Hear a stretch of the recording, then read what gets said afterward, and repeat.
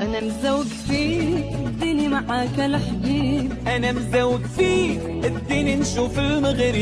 أنا مزوق فيك الدنيا معاك الحبيب. السلام عليكم ورحمة الله وبركاته. أتمنى أن تكونوا في أحسن الأحوال.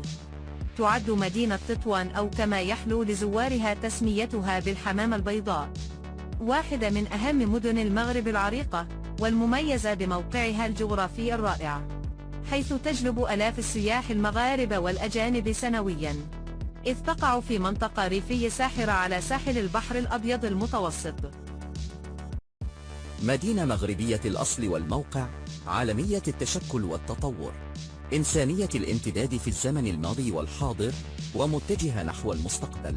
يبرز فيها ذلك التلاقح الثقافي والحضاري الذي راكمته من زمن بعيد، وتتجلى في معمارها وعمرانها مظاهر، إذ يطالعك عمرانها بحضور الإرث الأندلسي والإضافات التركية واللمسة اليهودية والخصوصي المغربي الفريدة، مما يدل على تجذر التواصل الحضاري فيها، وقدرتها الكبيرة على استيعاب كل التشكيلات الأخرى، وانفتاحها على مختلف الأطياف والتعبيرات المجتمعية والثقافية والسياسية التي قابلت بها في حدود احترام الهوية العامة للمدينة.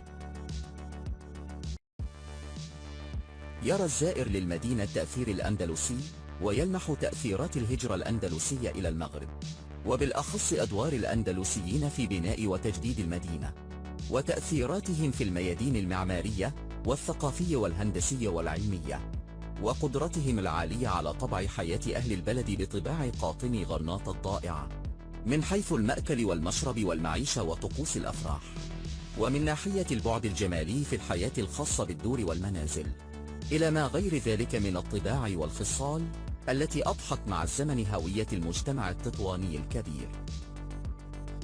أنا مزوق فيك الدنيا معاك الحبيب. أنا مزوق فيك الدنيا نشوف المغرب. أنا مزوق فيك الدنيا معاك الحبيب.